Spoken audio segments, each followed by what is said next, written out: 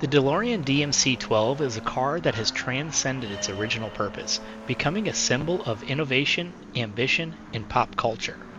Its journey from conception to iconic status is a tale filled with engineering marvels, corporate drama, and cinematic fame. John Z. DeLorean was a maverick in the automotive industry, known for his work at General Motors, where he helped develop the Pontiac GTO and Firebird. DeLorean left GM in 1973 to pursue his vision of creating a revolutionary sports car. His goal was to design a vehicle that was not only innovative, but also represented a departure from the mass-produced automobiles of the time. So, in 1975, DeLorean founded the DeLorean Motor Company, or DMC, and set out to build his dream car.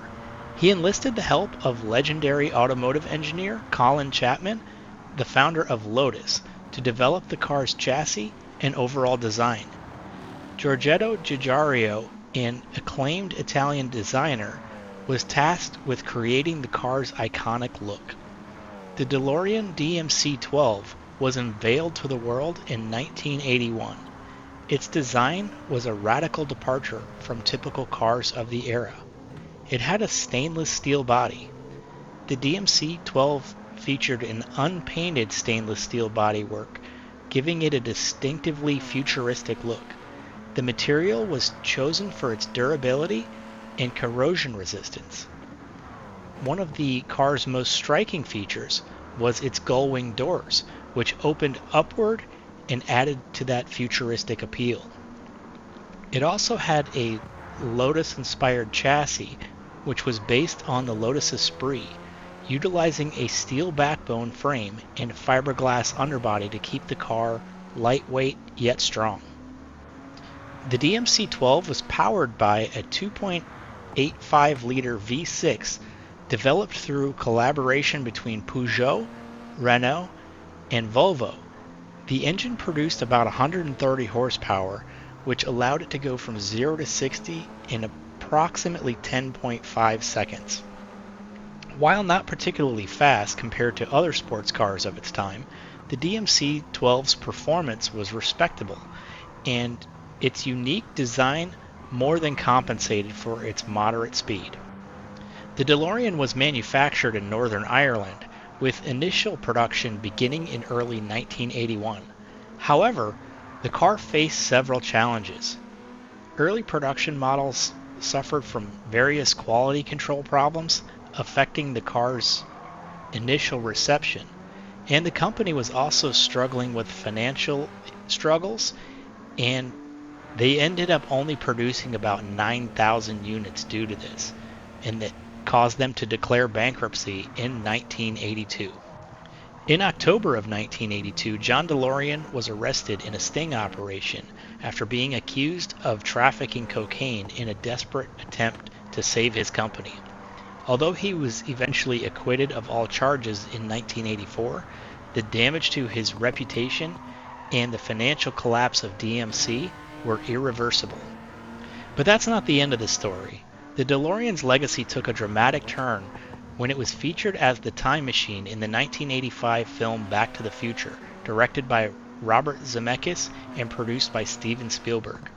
The movie turned the DeLorean into a cultural icon. The car's futuristic design made it the perfect vehicle for time travel, and its role in the film trilogy cemented its place in popular culture. They almost used a refrigerator, oddly enough. Despite its commercial failure, the DeLorean has achieved legendary status among car enthusiasts and collectors. Its unique design and storied history make it a sought-after classic car. Several companies and enthusiasts have undertaken restoration projects to keep the DeLorean spirit alive. In recent years, there have been efforts to revive the DeLorean brand. The DeLorean Motor Company, now based out of Texas, acquired the remaining parts and the rights to the original cars. Plans for production of the new model, inspired by the original DMC-12, incorporating modern technology and design elements, have been announced, sparking excitement among fans. This is the reason the DeLorean in Gran Turismo is listed as a 2004 and found in Brand Central. I could not find any records of these vehicles actually being sold to the public, but they were meant to be released in low production numbers, so a small number may have been sold. DMC is currently talking about a concept model called the Alpha 5, but it may be too little too late. If you've made it this far, please hit that subscribe button so you don't miss any future content. But let's go ahead and take this car over to Tokyo and see how it handles our lap.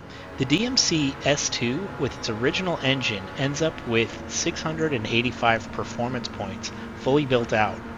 The DeLorean is naturally aspirated even with all the mods and ends up producing 375 horsepower and 313 foot-pounds of torque. The power is smooth and predictable without forced induction creating surges. The DeLorean was able to hit a top speed of 180 miles an hour, so it really wasn't that bad. And despite having a stainless exterior, the S2 is fairly lightweight, coming in at 2,213 pounds. That being said, you'll still want to keep the suspension relatively soft in order to keep the car from oversteering. 60% of that weight is to the back of the vehicle, so it can suffer from the pendulum effect if it's stiffened up too much. The fuel efficiency of the S2 was about average, with us getting 6 full laps before needing to refuel, and the tires were treated respectfully with 5% wear to the fronts and about 10% wear to the rears. The DeLorean is a great car to take out if you want to grind on the Le Mans course, the 700 series course, but with that lower top speed, it's not something that you're really going to be able to use on the Tokyo 600, so just keep that in mind. In this form, the DeLorean is very easy to drive and very predictable, and this is a car you're most likely going to be picking up because of its iconic status. And ironically enough, it's actually a tribute car. It is not the original DMC 12, so this car was set to be produced in 2002, which makes it available in Brand Central, so no need to wait around. We ended up crossing the line at 2 minutes 4 seconds .974, which put it just behind the garage RCR Civic and just in front of the B-swapped EG Civic. So it's not a slouch. It's not a bad car at all. But let's go ahead and drop the Rampage motor in it and see how it handles that additional power.